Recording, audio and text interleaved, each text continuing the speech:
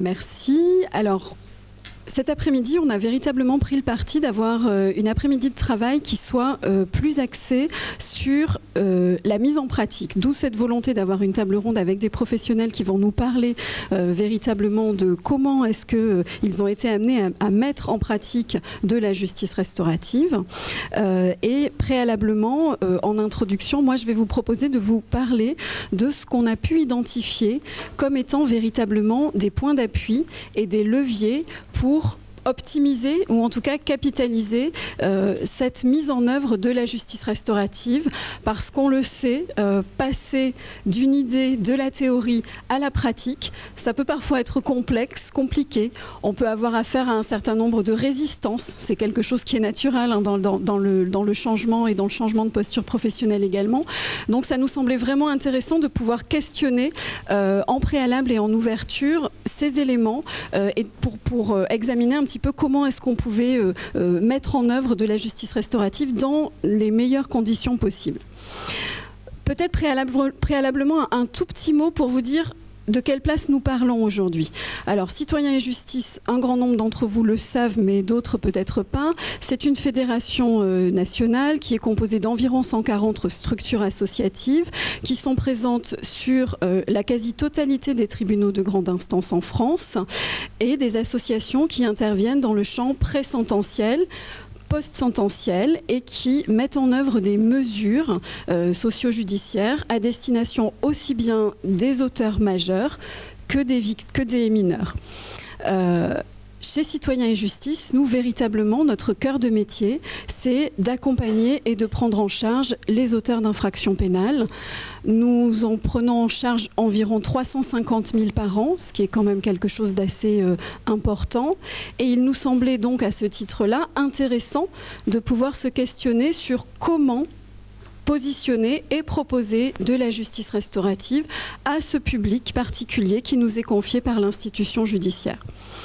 Marielle Thieu, en ouverture de cette journée, rappelait que Citoyens et Justice et la justice restaurative, c'était un long compagnonnage. Effectivement, la fédération s'est intéressée très tôt à la question de la justice restaurative, notamment à la fin des années 80, à ce qu'on appelait la question de la médiation pénale. Nous avons un after-work ensuite, on pourra largement discuter de la médiation pénale qui aujourd'hui ne fait plus partie du périmètre de la justice restaurative. Ça a été rappelé par Madame Strugala, c'est extrêmement clair, mais c'est quand même une mesure qui porte en elle des éléments qui sont très proches de la justice restaurative. Et pendant longtemps, on a dit, y compris au niveau du Forum européen, que la médiation pénale, qu'on appelle VOM, Victim Offender Mediation, c'était véritablement de la justice restaurative, mais aujourd'hui, ça ne fait plus partie du périmètre légal de la justice restaurative.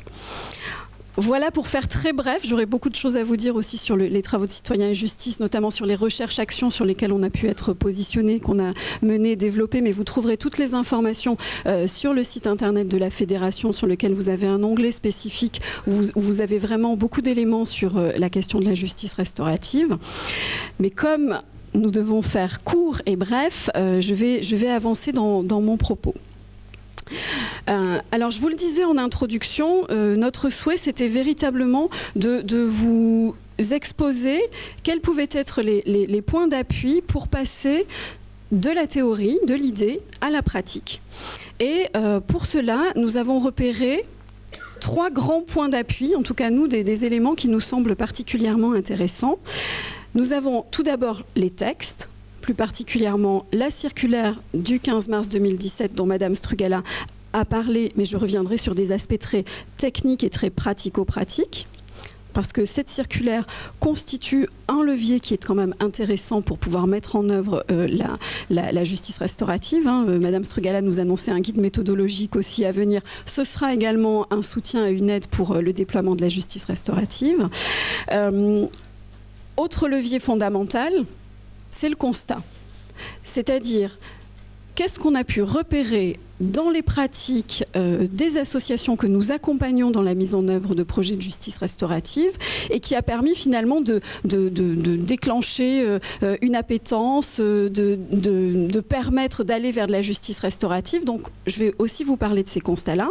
Et puis à l'intérieur de ces constats, on a de manière encore plus prégnante pu relever une chose qui était fondamentale, c'est que pour pouvoir bien, pardonnez-moi l'expression, vendre la justice restaurative, il était absolument fondamental de cerner ce qu'on pouvait en attendre et de ce que les victimes et les auteurs pouvaient attendre de cette justice restaurative, et finalement de voir un petit peu quels étaient auprès de ces auteurs et de ces victimes les bénéfices également.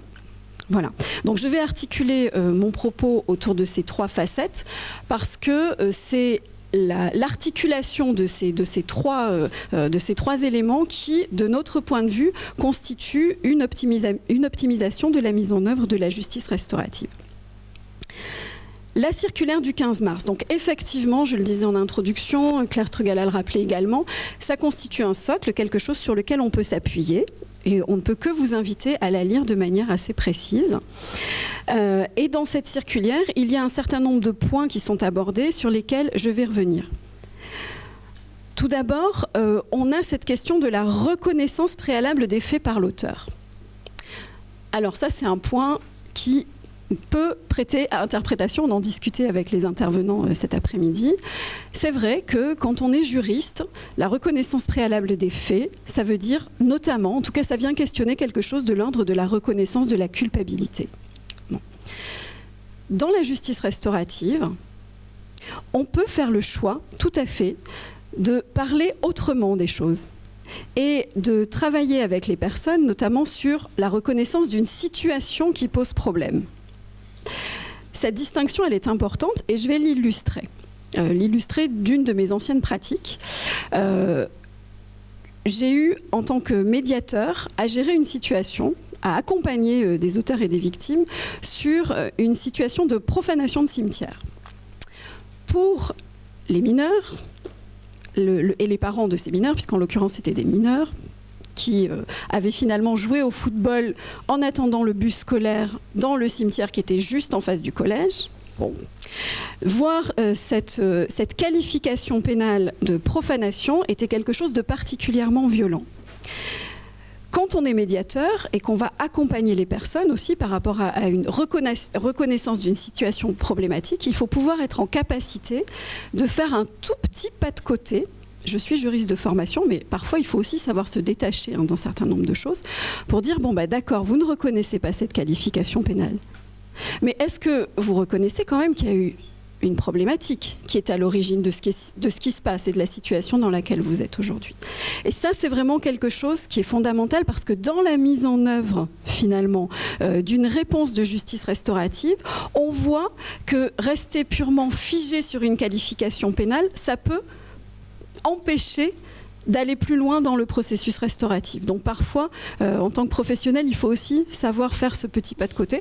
Peut-être que vous ne serez pas d'accord et on pourra en discuter sans aucune difficulté. Donc ça, c'est vraiment un premier point qui est important de notre point de vue. Le deuxième point, ça a été largement abordé, mais je vais y revenir dessus. Bien évidemment qu'on ne peut accepter des choses et qu'on ne peut accepter un accompagnement restauratif que si on comprend ce que c'est. C'est donc cette question de l'information complète. Personne dans la salle n'irait accepter quelque chose sans comprendre véritablement les enjeux de ce dans quoi il va s'engager. C'est tout simplement une évidence. Donc il y a véritablement besoin de travailler sur cette information complète. Et la circulaire va même plus loin, puisqu'elle parle du consentement express. Et ce consentement express, notamment, doit être recueilli par écrit et l'annexe 3 de la circulaire propose une trame pour recueillir le consentement des participants à une mesure de justice restaurative. Troisième point, l'élaboration d'une convention multi-partenarial. Alors vous me direz, un partenariat c'est forcément multiple. Véritablement, on insiste sur ce caractère pluriel des partenariats à mettre en œuvre. Pourquoi ? Parce que la justice restaurative ne peut fonctionner que si un très grand nombre de personnes connaissent les dispositifs qui vont être proposés. Je prendrai pour exemple, et cet après-midi vous aurez un témoignage d'Agathe Muriot de la PJJ, et peut-être qu'elle reviendra dessus sur l'expérimentation de Saint-Nazaire, mais on voit que sur une expérimentation, certains sites ont fait le choix d'associer très largement les partenaires, notamment l'éducation nationale. Et c'est vrai qu'aujourd'hui, l'éducation nationale, chez les mineurs, c'est quand même un acteur qui est assez important dans la vie d'un enfant ou d'un adolescent. Bien évidemment, autre point d'appui de la circulaire, un comité de pilotage et un groupe projet aussi qui vont suivre très précisément ce qui peut être mis en œuvre. L'intervention d'un tiers indépendant et formé, c'est comme ça que c'est inscrit spécifiquement dans la circulaire. Formé, on a beaucoup parlé effectivement de la formation. La circulaire, elle reconnaît la compétence des écoles nationales, des écoles d'État, que ce soit l'ENM, que ce soit l'École nationale de la protection judiciaire ou que ce soit l'École nationale de l'administration pénitentiaire, pour pouvoir proposer des formations. Et la circulaire et le ministère de la Justice a eu le souhait aussi d'associer d'autres acteurs reconnus dans le champ de la formation, que sont France Victime, l'ARCA, l'Association pour la recherche en criminologie appliquée, Erwan est sans doute par là, et Citoyens et Justice. Voilà. Donc finalement, ces structures, elles sont d'une certaine manière habilitées, entre guillemets, à pouvoir aussi proposer des actions de formation. Et c'est ce que nous faisons auprès à la fois de notre réseau associatif, mais également à l'extérieur, puisque notamment Citoyens et Justice intervient au sein de l'ENPJJ dans le cadre des formations qui sont dispensées par l'ENPJJ. Le tiers indépendant, alors ça aussi, un tiers indépendant, effectivement, ça veut tout simplement dire, et ça c'est des questions qu'on s'est posées au niveau de l'équipe de Bordeaux, qui est-ce qui peut accompagner une personne dans le cadre de la mesure de justice restaurative ? Eh bien, la personne qui va accompagner le facilitateur en justice restaurative ou le médiateur, c'est quelqu'un qui n'a pas eu à connaître préalablement la personne dans le cadre d'un accompagnement ou d'un mandat qui lui a été confié par l'institution judiciaire. Voilà. Donc ça, ce sont des éléments de clarification. Concernant les retours de terrain qui nous permettent, en tout cas nous de notre point de vue, d'aller encore plus loin et peut-être de viser la réussite de la mise en œuvre de la justice restaurative, quels sont les constats que l'on peut faire ? Alors le premier, qui nous semble fondamental, et si vous ne deviez ressortir de cette journée qu'avec une chose, c'est que finalement, nous sommes tous collectivement responsables de la manière dont on va pouvoir parler et diffuser la justice restaurative autour de nous. C'est extrêmement important parce que c'est vrai qu'on voit que parfois les personnes ne savent pas encore ce qu'est la justice restaurative. On voit quand même très peu de personnes dans nos services, je ne sais pas au niveau de l'aide aux victimes, mais dans nos services, on voit peu d'auteurs nous dire « J'ai entendu parler de la justice restaurative, j'aimerais participer à un programme ». Un jour, ça viendra peut-être, on l'espère, mais pour le moment, ce n'est pas encore le cas. Donc nous, en tant que professionnels, nous avons, par rapport à cette diffusion de l'information, une véritable responsabilité pour pouvoir mieux parler de la justice restaurative et construire finalement collectivement une réponse et une information. Alors j'ai complètement oublié que j'avais aussi un slide à diffuser. Voilà, mais c'est pas grave. Voilà, ça c'était sur les actions de formation, hein, mais vous avez des petites plaquettes qui sont à disposition si vous le souhaitez, et surtout la responsable du service formation, Isabelle Adam, qui est présente dans la salle et qui peut répondre à vos questions. Et quand je parlais donc collectivement finalement de cette construction, nous en tant que fédération nationale, on a notre part de responsabilité et on a travaillé avec les associations de citoyens et justice pour faire une petite plaquette à destination du public sur qu'est-ce que la justice restaurative. Alors pour les professionnels de la justice restaurative, vous allez sans doute trouver ça extrêmement simpliste.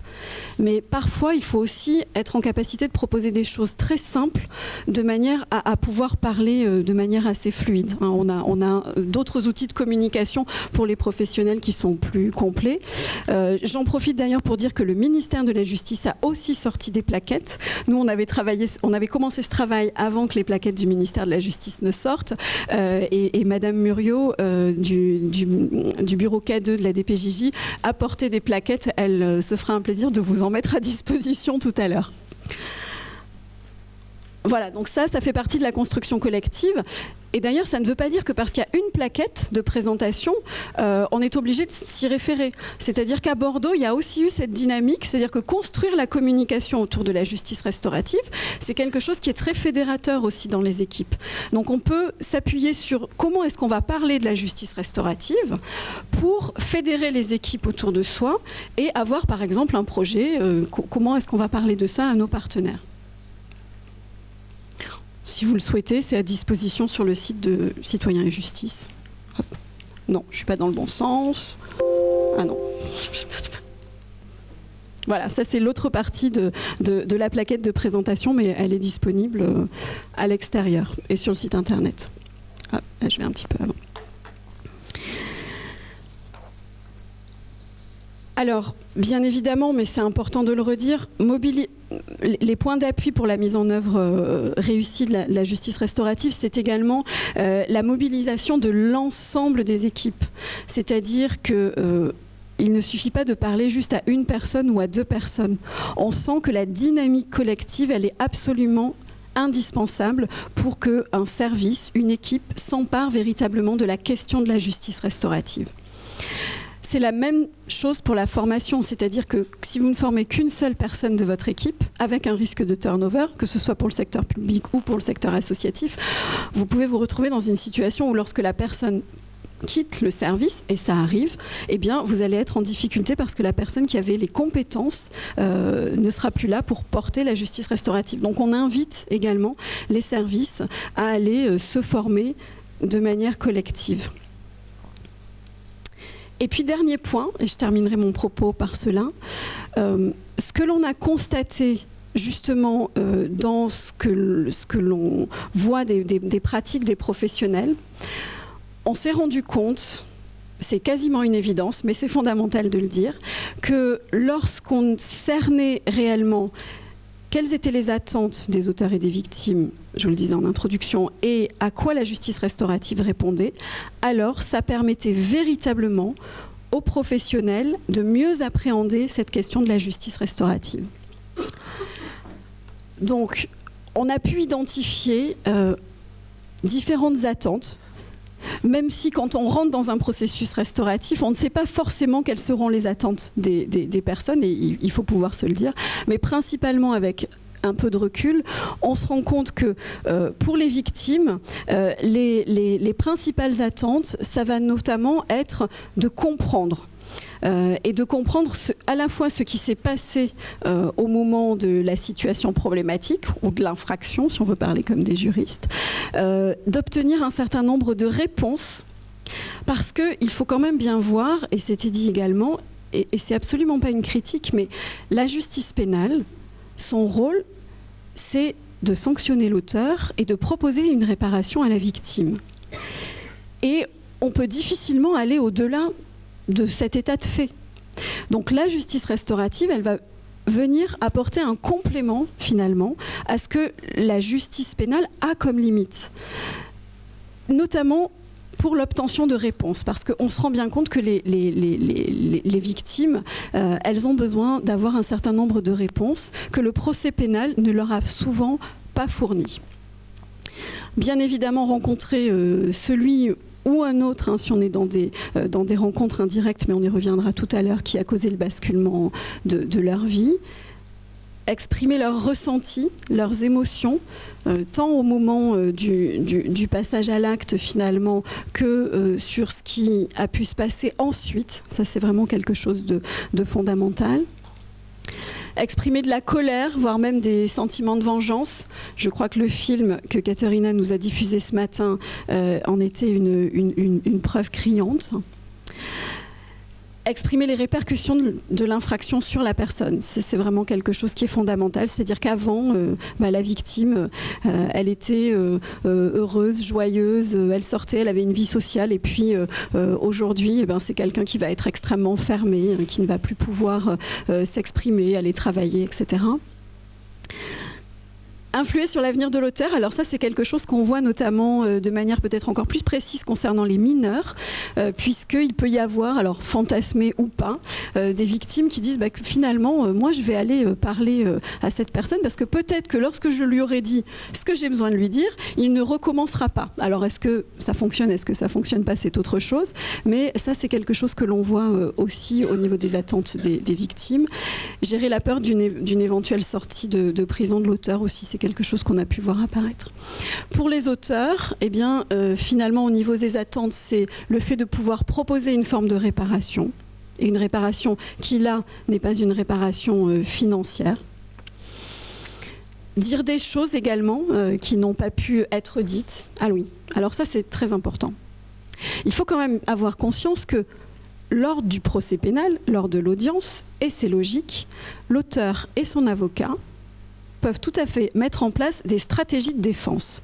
C'est normal, ça fait partie du jeu, entre guillemets, du procès pénal.